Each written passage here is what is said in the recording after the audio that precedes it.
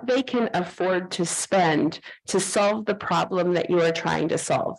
Because every entrepreneur has to solve a problem with whatever product they are creating, and they have to understand what their target market can afford. Number three is research what government and private sector programs exist to assist you in skills building, incubation, or fundraising. There are many programs at the national, state, and local levels, and I suspect Ms. Ghosh will talk about some of them that West Bengal has, because West Bengal has some amazing programs. But if we don't know about those programs, we can't take advantage of them. And I think that's one of the biggest struggles, is that the US government has the problem. I'm sure the government of West Bengal has the problem, is that they put programs out and we make an announcement, but then for whatever reason, the information doesn't get shared and it doesn't get availed of. And then the fourth piece of advice here is, I think every woman should have their own money, should have their own bank account, should have access to resources that is theirs to make decisions about, whether it is something that you simply put away on the side, or it's something that is tangibly planned in a family budget. But everyone needs to have financial independence, and that's the only way that there is some equity. So those are my four pieces of advice there. Two programs I wanted to highlight, actually, maybe I'll just stick to one, is the US State Department has a program called the Academy for Women's Entrepreneurs, so AWE, and it's an exchange program that was created to empower women with knowledge, networks, and access they need to launch or scale successful businesses. It's been implemented in nearly 100 countries since it was created in 2019. And it has empowered about 25,000 women entrepreneurs around the world. We have been implementing this program in India since 2020. And specifically, our first cohort of through the consulate had 150 women entrepreneurs across 5 states of the Northeast. And so they were trained and mentored in 2020, 2021, of course, through COVID, but we managed to put everything online and it all continued to work. In its second edition, so 2021 to 2022, we built capacity for 120 women entrepreneurs in the eastern Indian states of Bihar and Jharkhand. And then currently, AW 3.0 is building skills of more than 120 women in Meghalaya, Sikkim, and West Bengal. So that one we're in the middle of working on now. And then AW 4.0 is currently being planned. And that is coming in. It will support entrepreneurs in Tripura and Mizoram. So we'll have covered all 11 of our states. By the end, we will have supported about 400 women. But the reality is those 400 women are fully intending to pay it forward, and they're already paying it forward. Cohort 1 helped cohort 2, cohort 2 helped cohort 3. And so they're all working together as this wonderful network across the 11 states of East and Northeast India. And so it's also a great example of how the government programs can be supported by the private sector. For example, our partnership for the cohort in Meghalaya is being supported by HDFC Bank through its Parivartan program, and it's also being enabled by the state startup agency Prime Meghalaya. So again, it's a state government working with a bank, working with the US government in order to support women building entrepreneurship skills. The third topic is security. And I would say there are kind of two pieces of advice, but I'll just go through them very briefly, is that there are fewer women working in national security realms, both in the public and private sector. We know that women face more physical dangers in the world than men, and this is a challenge and a business opportunity. As there are more women in the military globally, what additional products will the militaries need to provide to ensure that their teams are as strong as possible? I don't know that there are very many companies that are thinking about that, but I know that there are women in the US military who complain all the time about how the US military looks at them as just different men or men with boobs. I mean, and so, but we are different, and therefore it's something that we need to address. And so I think that's an interesting opportunity for entrepreneurs to think about. We also know that women face more physical dangers in the world than men in general. And so another thing to think about is, in what way can your business help women be more secure, either through their products or their services? And one example that I love about this is in Ranchi, there's the Pink Tuk-Tuk program. Has anybody heard of it? It's probably in other places, but I had the chance to avail of it in Ranchi. It's basically tuk-tuks driven by women for women. Safe transportation is a requirement for businesses that want women to work night shifts or jobs that have irregular transport. And specifically, I once worked for Johnson & Johnson, and before I joined the State Department. And one of the contacts here actually that works for Johnson & Johnson in India contacted me and said, we're struggling. We want to employ more women as salespeople, but they can't get the transportation they need in order to be safe because they need to go to places on demand. They're like, we're struggling to figure out what is the best way to assist. And so these are the kinds of things, identifying what a corporation needs and figuring out how to meet their needs at a budget level that makes sense. But there's a lot of other business ideas that you can envision and make a reality that will help to make women more secure. And then finally, we've got collaboration and democracy. And this is where we talked a little bit about this as well, but government policies need to change for social norms to change. There needs to be mandatory paternity leave so men can learn to care for their children too. And women are not seen as a less reliable employee group. There needs to be changes to work norms for more flexibility for everyone. Safe professional child care needs to be available, as does support for equality in care duties, which could be aided by including the unpaid labor in GDP calculations. If we actually included stuff we don't pay for in our GDP calculations, we would finally give it value and identify when it shifts. Because why do we include it in GDP when it's somebody is paid to do it? And why don't we include it when they stay at home to do it? It makes no sense to me. Anyway, improved research related to women's health is needed, as is continued access to improved reproductive health resources. We need intentional efforts to collect gender disaggregated data to understand if there are different policy impacts on the lives and livelihoods of women and girls. And of course, we figured out today that we need to change inheritance laws because there shouldn't be different inheritance laws, whether you're a girl or a boy. It should be inheritance. So all of this comes through women's political empowerment. And getting women's voices at the policymaking table. So to achieve these things, I think we need to recognize our own internalized misogyny and patriarchy. Women are sometimes our own worst enemy. Because women sometimes want to say, well, I had to put up with this, so you should have to put up with it too. No, we should all be looking at better ways to do things and not wanting to continue bullying and harassment. Number two, we have to accept other women for who they are without judgment. We also have to accept men for who they are without judgment. We have to allow everyone to kind of learn and grow. And sometimes that's not about judging them, that's about helping them. We have to vote for women or run for political office ourselves in order to be the change that we want to see in the world. Women need to stop seeing politics as a dirty game. Politics is the way we run our world, especially in a democracy.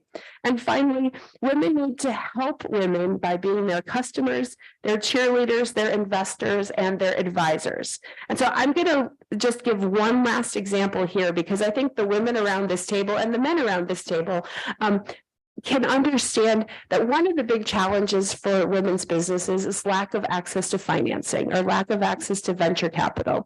And when I was in Tokyo, I met a wonderful woman named Pocket Sun.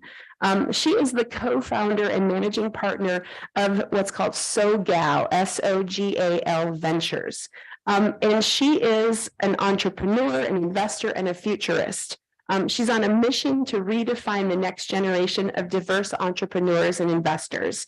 SoGal Ventures Fund 1 is a $15 million seed stage fund with 42 investments and 2 unicorns since 2017. She started on this mission because she was doing her MBA in Southern California. So often they call Southern California SoCal, which is where she got SoGal from.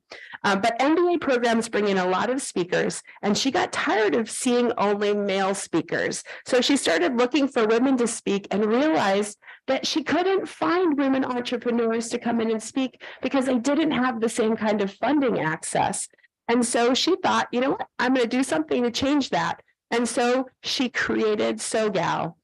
She was based in Singapore the last time I spoke to her, but I saw on social media that she was at the White House 2 days ago because, of course, she's become an amazing role model, and she was there to celebrate Asian American Pacific Islander Heritage Month. But her idea to create a venture fund, a venture capital fund, is a great one. And it can be replicated if other women or men like those in this room band together to create and invest in venture funds specifically for women entrepreneurs. And I think that's an area where the more we band together, the more we can do.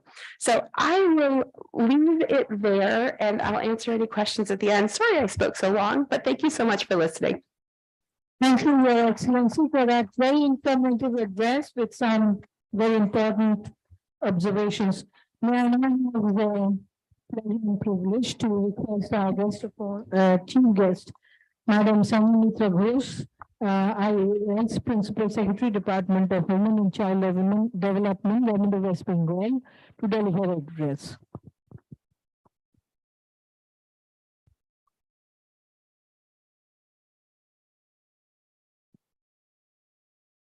Thank you, Ms. Sharma. And at the outset, I must thank the Bharat Chamber of Commerce and the Ladies Forum for this opportunity of being a part of today's discussion. And it has been most interesting to listen to 3 of our entrepreneurs about their journey and the obstacles, what they faced in their entrepreneurial initiatives and how they overcame it or are overcoming it. And of course, to Ms. Pavek's very edifying thoughts today. All of us in this room are in relatively empowered positions, and I'm not going to talk about us at all. I'm going to talk about women who are just going to, trying to get a grip on their lives, which is not us really. And so this is the government perspective. And when we talk about women in business from the government perspective, it's really a part of a much bigger effort of the government for, towards empowering women. So I'm not going to talk about, the commercial, the corporate aspect alone. Now, when in West Bengal, you are aware of a lot of, the government steps that have been taken to support women and to cater to their, human and capital interest, needs and interests. And as when I head the Department of Women and Child Development and Social Welfare, we hem some of the governments, the state governments and the central government's biggest, flagship programs for women and children, whether it is Konyashri, whether it is Lokhir Bhandar, whether it is the Anganwadi services, you name it and we do it. The latest kid on the block, which we just took off, about 1.5 years ago, is Lokhir Bhandar. You would have heard about it. We are not very good on the publicity sector. Melinda was saying that, it's all about information and how we disseminate it. But in today's technologically empowered world, dissemination of information should not be so much of a challenge.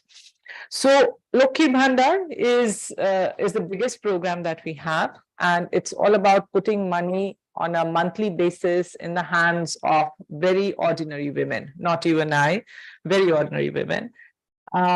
Directly into the bank accounts of these women.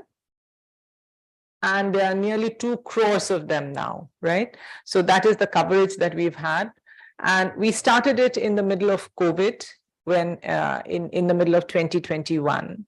And it was on the advice of the, the global advisory group that the government has, headed by the Nobel laureate, Dr. Abhijit Vinay Banerjee. who had specifically said, if you remember, that we need to put money in the hands of the people. And that's what we did. We put money in the hands of women, not so much in men. So this money that the women get, it's only about 500 rupees. Some women in the scheduled castes, scheduled tribes category get 1,000 rupees per month. The important thing is that this is their very own money, right? It is not somebody that something that it's a pocket money which has come from their husbands or fathers or whatever. It is their own money. It's some money that the government decided to give to them, and it is for them to decide how to spend it, what to do with it. And there are very few women who actually have the luxury to, to call some money their own in our state and in our country. So what does Lokhi Bhandar do? It will give the woman some kind of an agency, is a word that we heard bandied about a lot today. It may allow them to build up a little bit of a nest egg. It may allow them to indulge a little bit in small luxuries. We hear grandmothers saying that at least ektu to at a Cadbury kine dite perechi natnike. So it's like that. Okay. And maybe to meet some exigencies, maybe to meet small gaps, mer khata kena jacche na, whatever, something like that. Invest a little bit in their small cottage businesses that they run. So, and we here at this table, we might be thinking, what difference will 500 rupees a month make in anybody's life? A lot of you are successful business women, and you would be having, calculators in your mind and, doing the balance sheets, profits, losses, etc. But social welfare and empowerment is not always in terms of figures. You cannot, a lot of it is non-quantifiable. What we start today is something, the impact would be seen, a few decades down the line. That is the kind of time that we have to, timelines that we have in mind when we undertake any such program. So, as I said, the difference may not be something that you can count in terms of money or in any kind of figures, but the difference is very much there. As I said, that this is her money. It is she alone who has say in it. Importantly, it comes to her regularly at the beginning of the month. And in uncertain times like we are living in, this is critical. When we talk to our women beneficiaries, the one question that they ask us, mashe mashe ashbe to takata. So, they can plan something around that little bit of money. So that is a very important, reliability factor that the money gives to them. And she gets it into her own bank account. That is very important. We ensure that the woman, this is not a joint account held with anyone else. It is not somebody else's account. It has to be her own bank account. And, that little thing for that bank account, she has to step out of her home. She has to talk to people. She has to interact with the, people at the bank. She has to transact business. That opens up a whole new world for her. It's not much for you or me, but it is a window opening for her. You meet other people, you talk to other people, you see what the others are doing. And this is what social welfare programs do. It gives you that inchoate, sense of confidence, that ability to look out and see that there are people in other situations from where you can learn. We also have, this is also the department which runs the Konyashree program. You must have heard about it a lot. And it's an internationally acclaimed program. It was awarded by the United Nations, no less. And when we started it in 2013, we just wanted girls to continue. We gave this scholarship because we wanted to incentivize girls to continue with their education. We know that girls drop out, once they reach classes 5, 6, 7, 8, when they reach puberty, when secondary schools are far away from home, they have to travel long distances from home, and there are no toilets in the schools. So that is the kind of situation that forces girls to stop going to school. And the double whammy was that the girls who were dropping out of school were also getting married early. And all of us here know that, the adverse impact that early marriage has on both, not only the mother, on the child, and it's not only that mother and child, it's an intergenerational impact. And we also know the very debilitating effect of not being educated, of not being able to complete one's education. So when we started Konashri Prakalpo, the aim was to enhance, was to give the girl child a scholarship. Yes, it's money.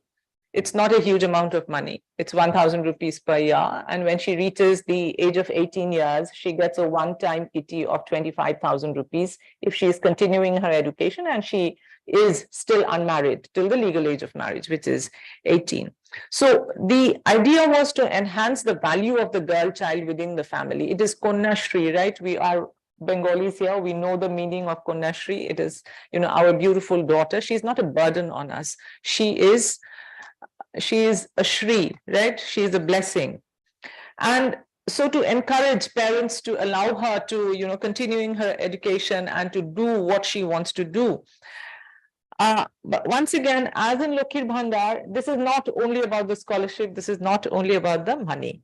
The idea is to empower the girl child. The idea is to allow her to enable the adolescent girls. We are really looking at the age group of 13 to 18, which is a very vulnerable age group for girls. You know that late teenage in rural Bengal, in rural India is the time when they are being forced into unwanted marriages.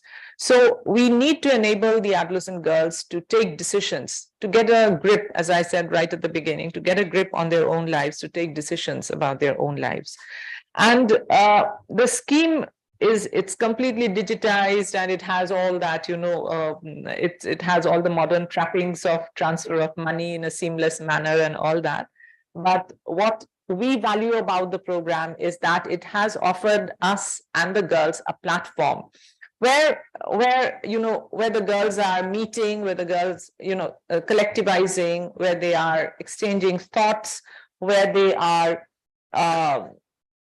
teaching each other things, where they are talking about financial and digital literacy, just handling, once again, their own bank accounts. These are minor girls, but with their own bank accounts, who are encouraged to go onto the portal and see, what the status of their scholarship is, has the money entered into their accounts, can they access it, etc. We organize visits to public institutions for them. We take them to BDO offices, to banks, to thanas, to post offices to see how, how to negotiate these public spaces and what they have learned from them. And this is the 10th year of Konashri. We started in 2013, and we have seen the impact. In 2015, when we had just started out with Konashri, there were only about 3 lakh girls taking the high secondary school leaving exams, which is the exam they take when they are 18 years old. As in 2022, the number has more than doubled. It's more than 6 lakhs. So yes, girls are staying back in education thanks to Konashri. And they are, you know the power of an educated woman. We are sure that in a family, if the mother is educated, her children will never, ever not go to school. That is one kind of investment that we need to make for the future. We also have Anandadhara. We are such powerful business women here, and we are running offices, we are running businesses. But the big world out there, and which we don't get to see most of the time, there are women in rural Bengal, in rural India, who are just doing something in their backyard and, adding to the family income. For us, it may be just a few thousand rupees. For them, it is really, ensuring a life which would have been worse if it hadn't been for that income that they are earning.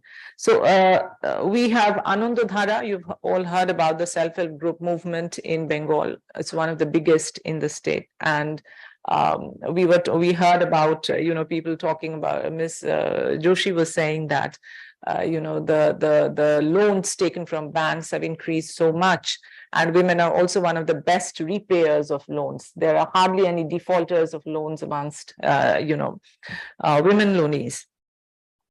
So the Anandadhara program is about self-help groups, the Rural Livelihoods Mission, and we have 10.5 lakhs of such self-help groups in the state right now. So 10.5 lakh groups really means about, there must be at least 10 women in a group. So you can do the math and see how many women are covered under this. And we in government, we are just nudging them along their, entrepreneurial skills. We just give them a little bit of seed money. We invest in their training. We also teach them about how to keep their accounts. We facilitate linkages with banks, allowing them to access loans. We arrange for markets for them. But that is all that we do. It's all the women's own ideas and their own hard labor, which is getting them to where they are now. So the point that we need to understand here is that empowerment is not only about, the challenges that we face as businesswomen, the challenges that we face as masters of our offices. That is the world that we sitting here in this room are familiar with. But empowerment is really about that Konashri girl who is, who maybe is the first in her family taking the board exam, who is perhaps using the 25,000 rupees that she gets when she completes her, 18 years of age and completes her school education. She is using that money to get a graduate degree. Or maybe, like some of our girls do, just build a toilet in her own home because the family doesn't have a toilet. And, that's ensuring access to a more dignified and a more healthy life. And empowerment is about the member of the self-help group who is just doing a little bit to add to the family income. It is about the Lokhir Bhandar woman who is, who is opening her very first bank account in her very own name. It is all about agency. It is all about giving that woman agency on her own life. And, it's not a comparative, of course. And so where we are and where they are, they are not comparable, but as we all understand that empowerment is a spectrum, right? It's a whole wide range, and all of us here in this room are at one end of the spectrum. But as part of government, I have been very fortunate to see many, many women, many, many girls at the other end of the spectrum, at the very other end of the spectrum, who have just started their journey along that path, and who are nevertheless, in their own way, empowered too. And it is not the women alone. We've heard so many of us saying that, যারা দোকানে ছেলেরা বলেছিল যে আমরা মেয়েদের সঙ্গে কাজ করব না. So we need to build an entire ecosystem where the woman is valued, where the woman is held in esteem as a human being, not just because she is a woman. And so, as Melinda said, where exactly do we stop saying that, okay, let's do it, let's give her a little bit of favor, and because she's a woman, and where do we start saying that, no, let us, accommodate her because she is good, she is capable as anyone else. So when do we stop looking at gender, and when do we stop looking at human capability alone? That is the question. So, as I said, building an environment where the woman is valued, where not only because of the money that she is bringing in, the money is important, and we do a lot to put, a little bit of money in the hands of women. We do give pensions to widowed women. We do give pensions to geriatric citizens. We do give pensions to persons with disabilities, because we realize that, it's being, I'm being very crude and very crass, but yes, a person who brings in the money has some kind of worth within the family. But rising from there, as I said, in our social welfare department, we are not looking at the money factor alone. We are looking to change, it's got a fancy name. It's called social behavioral changes. So it's all about changing people's attitudes, and you have to, continuously chip away at it all the time. And it doesn't have spectacular results. You will see the results, I don't know, not when you are around anymore, perhaps, but we need to do it nevertheless. We need to do it. We run a very big program called the Anganwadi Services. This is the Integrated Child Development Scheme. This is a program that the central government and the state government, sponsors equally.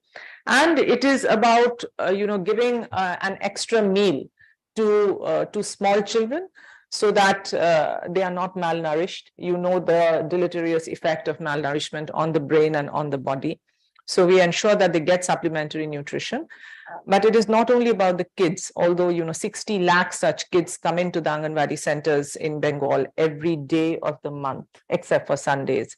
So we are feeding the kids hot cooked meals every day.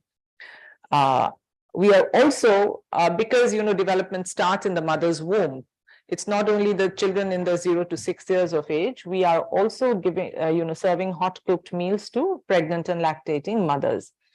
And this is where all of us were saying we understood that, boys, men need to have their attitudes changed also. So when we are dealing with these pregnant and lactating women, and we are looking at their nutrition, they come to us for a few hours every day to get together to talk about, their condition. We also do many programs with their families. The mother-in-law is an important factor in the family. The husband is an important factor in the family. We tell them that, this is a time she's pregnant or she is a lactating mother. She needs extra rest. She needs extra food. And it is you who need to, provide it to her. You need to see that she gets to sleep in the afternoons. You need to see that she gets extra rice and chapatis and eggs on her plate every day. So, unless you're involving the family in this, that woman is not going to go anywhere. So, if you, we need that support system. Everybody needs that support system. And where would the man be, as Lahana said, if he comes back, the reason he comes back to a clean home, to food on the table, to, well-managed children is because there is the woman staying back to take care of all that. So it works the other way around also. So it is not a gender war. It is not, us versus men versus women. It is a collaborative exercise, as it was meant to be all the time anyway. So, talking about, changes in the ecosystem, when we are looking at our frontline workers in government, in the social welfare sector, in the health sector, as Melinda said, a lot of our work, women's work or work offered to women is just an extension of their housework. If we are doing fashion, it's because we are stitching up the clothes, the tears in the clothes at home. If we are chefs, it's because we are cooking and managing the kitchen at home. If we are in education, it's because we take care of the kids' homeworks. Yes, it's an extension of, that's where we are at the moment. But it's important that we are part of the workforce. In health and social welfare sector especially, when we look at our frontline workers, you know about the ASHAs, who are the accredited social health activists, is a big name, but the acronym ASHA is also very, very attractive. We have our Anganwadi workers. So in West Bengal alone, we have 3 lakh such frontline workers working in the communities. They are highly, highly visible. And these are the women that the families are turning to in cases of, sickness, if they want the mother to be taken to the hospital in the middle of the night for her delivery, if the child suddenly falls sick. These are the women who are at the cutting edge. They are the first responders, so to say. And, we understand that it is underpaid work. I mean, no man would be touching such a work with a barge pole, right? It is unorganized or whatever you say. However, development, empowerment of women is not something that you get all at once at any one point of time. It is a work in progress. It is always going to be a work in progress. So we are getting there, and we are getting closer, but yes, the journey is not over. Perhaps it will never be over, but that is not such a bad thing at all. As I was saying, 3 lakh such frontline workers, out there in the villages, working with families for community health. Imagine the multiplier effect of these women. Imagine the impact that, such empowered mothers have within their families. Imagine the impact that they have on their communities. And you see what one woman, how she changes the world around her. At least she changes the world of her children, the next generation. So that is not, what we can say of a lot of other people. Of course, when we are talking about, empowerment, we understand that economic empowerment is the most significant of them all. It's the here and the now, when you have money in your hands. And And it's critical. Employment generation is critical. And when we are looking at employment trends right now, when we are looking at female labor force participation right now, the trends are not very encouraging.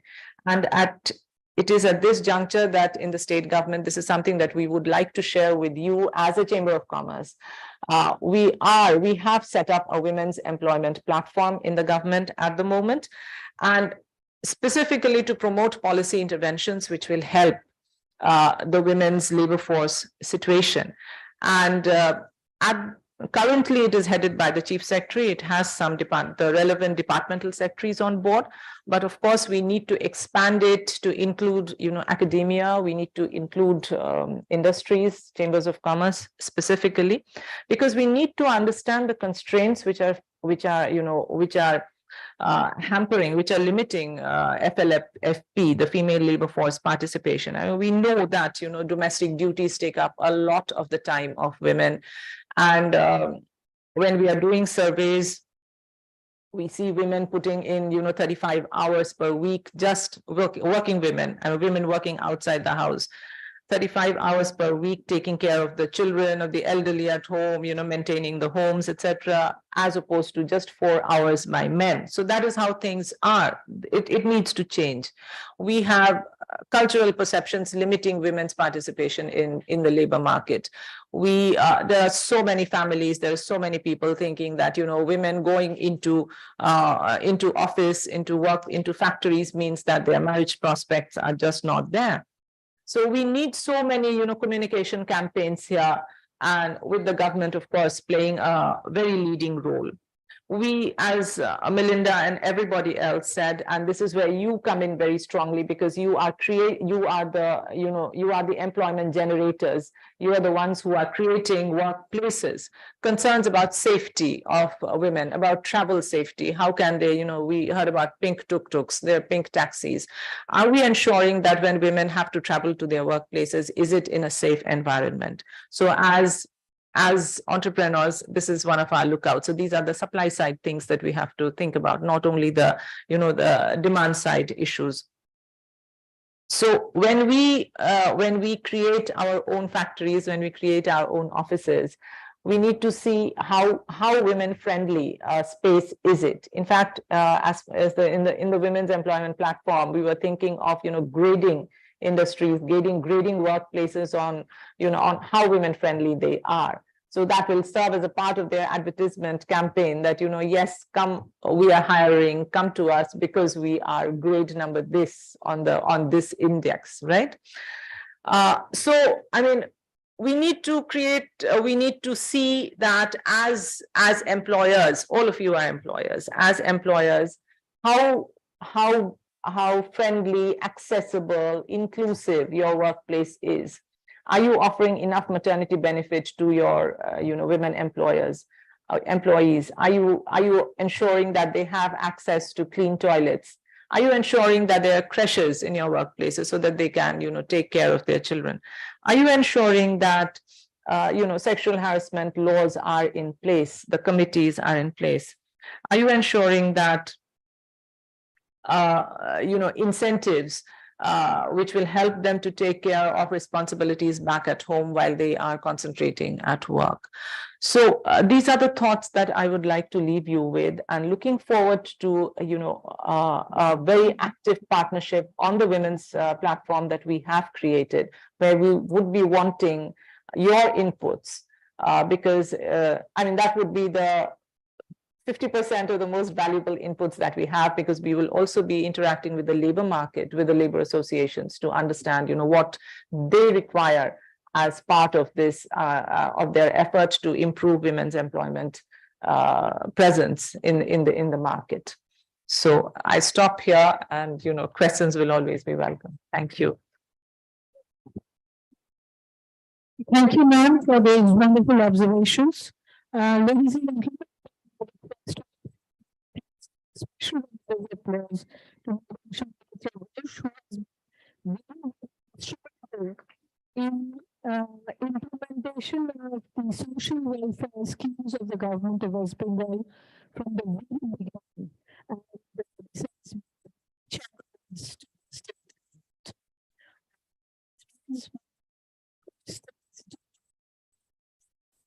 questions? Some questions? And before I open the floor for any questioning, I think what you said was absolutely true, and we are really delighted that a platform has been opened for. I don't know when, because I was not aware. I don't know. Very recent. It's very recent, Yes. because that's why I was not aware of this. So we would like to know more about it and actively associate ourselves with that. We will also coordinate with your department as far as how Chambers of Commerce can be a partner with you as Yes. far as the We'll have advisory groups on the platform. Yeah, And so you will be, of course, a part of yeah, one so very important advisory. yeah, so we will be very happy to join you, because apart from women empowerment, so basically what you are doing is basically a social sector service also, because this is very important. Like as you rightly said about Kanyashri, Lucky Banda, there may be amount may be small, but it really, the kind of impact it creates on somebody's life is Yes. absolutely, as our excellency was saying, that the financial power with the woman, that's the very important. I mean, and that is what these schemes are doing, basically. So I'll be very happy if you have any questions to ask to our panel, including not only the speakers, but including our chief guest and guest of honor. If anybody is interested, you would like to please introduce yourself, and then Shivani Binjrajka, and I'm the administrative and technical head of Binjrajka Miniature Impex LLP. So basically, we have a factory in Lilua, and we are the manufacturers of toys. So when I say that we have a factory, that means that we have a lot of labor. And I'm glad to inform you that we have more than 90% women-oriented labor in our factory. So the change that we're talking about, I think we need to make that change. We need to give the job opportunities to the women if we are sitting in that place. Now, each one of us here are privileged enough, though we have had our struggles. We have overcome that, and we are sitting in this space, and we need to generate that employment, as ma'am was talking about. Ma'am, after listening to your speech, I would like to ask you, we were looking forward to something through which we can help our labor employees. We obviously cannot reach to a larger sector of the society, but that small part of society that we are working for, how can we help them more using your schemes? How can we, educate their children, maybe because they are uneducated, they are just doing their labor-oriented job. So how can we use your schemes? How can we get in touch with you in order to make a life better for them, working with them? Ma'am, thank you for the question. It's really heartening to hear that you have a predominantly female labor force. And of course, as it's not only a part of the Women and Child Development Department, but as a representative of the government of West Bengal, which has an array of schemes for women and children, not only through our department, but through many other departments also. You're most welcome to have an interaction with our office to understand, so that we too get to know, the specific requirements of your labor force. And we can offer you, whatever is there in the government. Primarily, what we would like to say is that, of course, you are running an organization. So we would want you to ensure that, whatever the labor laws mandate, that is followed. That's the bare minimum necessity for, work for a safe environment, safe workplace environment. As I said, one is, of course, the prevention of sexual harassment in workplaces. That's one. The other thing that is an appeal to all, the members here is that to diversify the workplace as much as possible, because increased visibility. We heard about transgenders. So the taboo about transgenders. So this needs to be removed, and this can be removed only if us people in so-called privileged positions, they are the ones who should be pulling them in, involving them, right? And there are, so that that kind of what shall I say, visibility in respectable jobs, it will change perceptions. about, about marginal communities like the TGs? So, ma'am, I would like to even say this, that 2 years ago, when we were about to start a factory, me and my husband, we were of the opinion that we wanted to have transgenders as well. To be an employee. Yes. But looking at the society at that time, we couldn't do so because the laborers that we had hired were very skeptical of doing work with them. But recently, we had hired one of the transgender in our society, in our factory. And we saw that even that transgender was not very comfortable with the environment. So my husband particularly called him one day and spoke to the person about like what are the challenges that you're facing, and he told he was very clear about the problems that the society is not very acceptable of the fact that they are working along with them. That is why we see them begging in streets and everywhere. We understand that, ma'am, but a beginning has to be made, as Lorna said, that, women workers. So yes, okay, we don't need to push them down the throat and, place them in the kitchen where people are not comfortable, but, make a soft entry, so to say, put them at the counters where, they can deal with customers, and then gradually there's an assimilation. So it's a long journey. It's a long journey. We've already started Yes. that. We are very happy to do it, and we look forward to have more of transgenders with us. And we'll definitely like to connect with you, ma'am. Yes, for this piece. please. Thank you Most so welcome. much. And adjustments have to be made from either side. Either side. Yes. So it's not a so-called normal community, the so-called transgenders community. We'll have to learn to live with each other.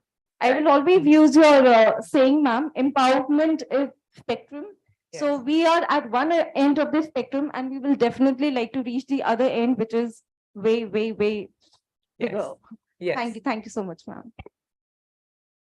Only one thing which I wanted to show is that we are actively involved with toy manufacturers. Yes. In fact, our chamber is now it's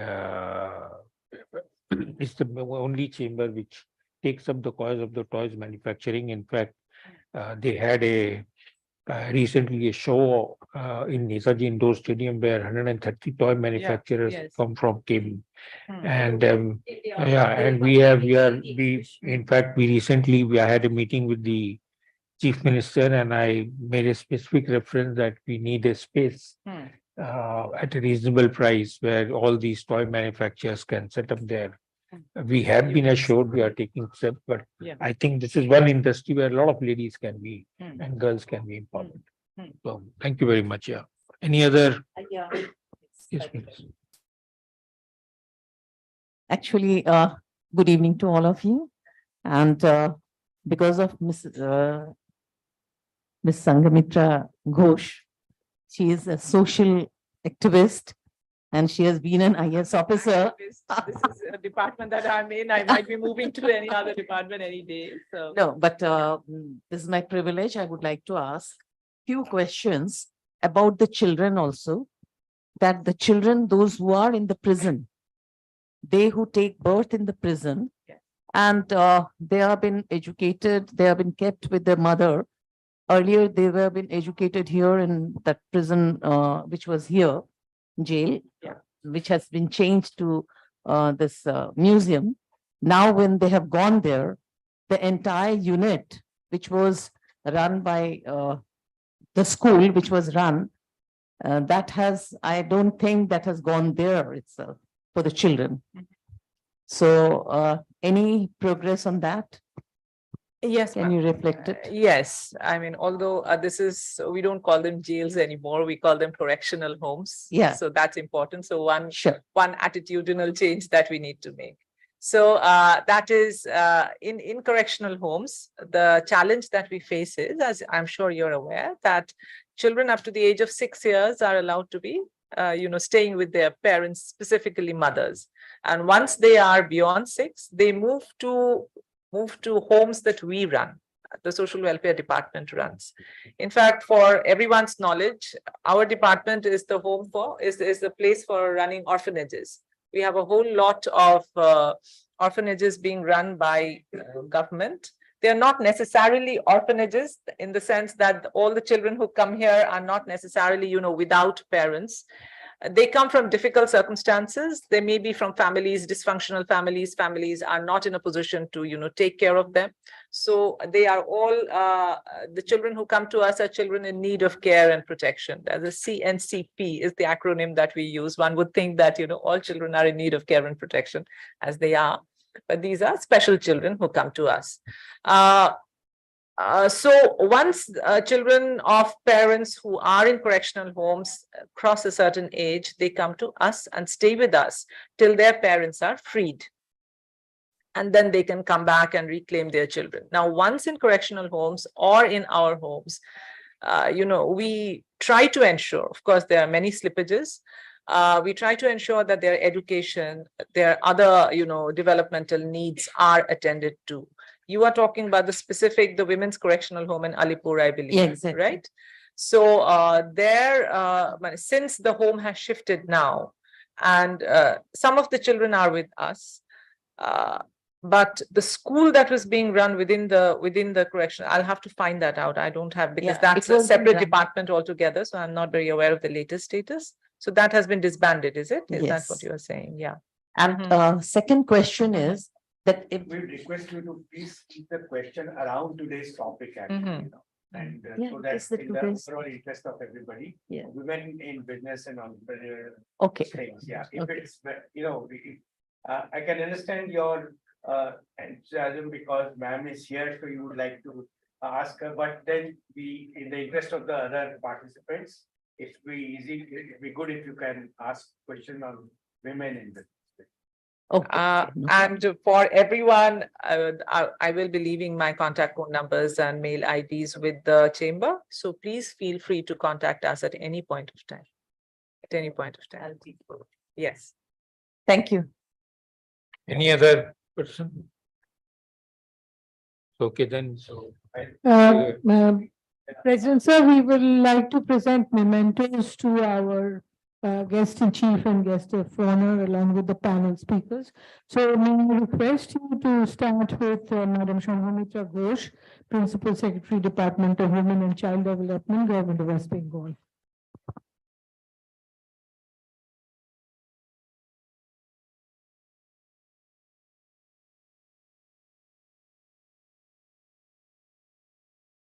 May I request Mr. Naresh Pachisia to present a memento to Her Excellency Madam Melinda Pavek, Consul General of USA in Kolkata.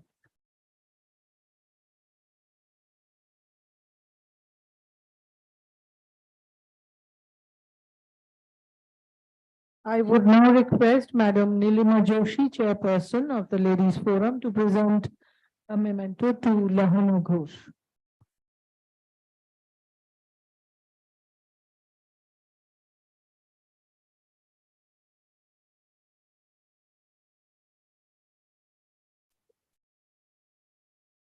Madam Sujata Seth, a co-chairperson, would present a memento to Vajanti Pugalia.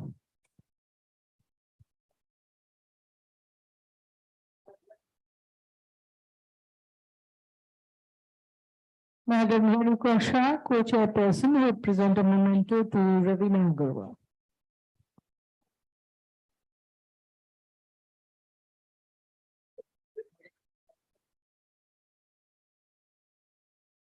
I would now request Madam Sujata Seth to deliver the vote of thanks.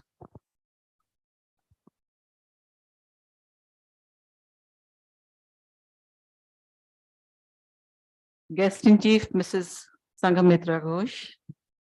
Guest of honor, Her Excellency Miss Melinda Pavek. Miss Ravina Agarwal, Miss Lahana Ghosh, Miss Vajanti Pugalia, members of the chamber and the forum, guests and friends. At the end of a very interesting panel session on women in business, entrepreneurial imperatives organized by the Ladies Forum jointly with the chamber, it is my most pleasant duty to propose a hearty vote of thanks to our guest in chief, Mrs. Sanghamitra Ghosh, IAS, Principal Secretary, Department of Women and Child Welfare, Child Development and Social Welfare, Government of West Bengal, and guest of honor, Her Excellency Miss Melinda Pavek, Consul General of USA in Kolkata, for sparing some of their valuable time and sharing their valuable observations and insights on women entrepreneurship. I would like to thank all the esteemed panel speakers present in our midst. Ms. Ravina Agarwal, Director, Manini Fashions, Meenu Saris, Ms. Lahana Ghosh, Director, Finance and Marketing, Jugals, and Ms. Vijayanti Pugalia, Founder, Sonali's Cubo, for sharing their unique and inspiring journey with us. It is needless to mention that women have been able to make their mark in business, commerce, and entrepreneurship by substantially outrunning their male counterparts. However, a lot is still to be done to remove the existing barriers lying in the paths of potential women entrepreneurs. I thank you all once again for supporting us in achieving the objective of the Ladies Forum. My thanks are also due to the representatives of the media for their presence at the session. With these words, I request you all to join me in carrying a hearty vote of thanks to our guest in chief, Ms. Ghosh, guest of honor, Her Excellency Ms. Melinda Pavik, and our panel speakers with an appreciative round of applause.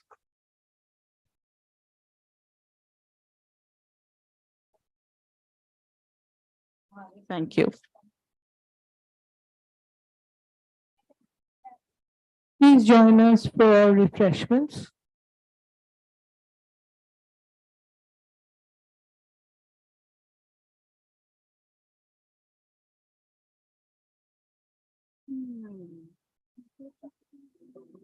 বলে দাও গ্রুপে ছবির জন্য বলে দাও বাবা আমি আর কতকাল বলবো তোমরা বলো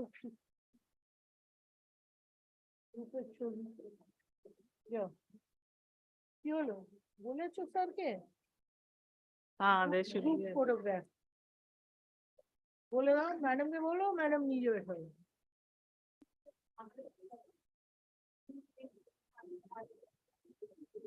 শর্মিষ্ঠা শর্মিষ্ঠা চেয়ার গুলো সরিয়ে দাও ভালো হবে আরে একটু বাকিদেরকে বলতে হবে না গ্রুপ ফটোটা হয়ে গেলে আজ একেবারে মাথায় উড়ে গেছে রে এক্ষুনি পালিয়ে যাবে সবাই হই হই হই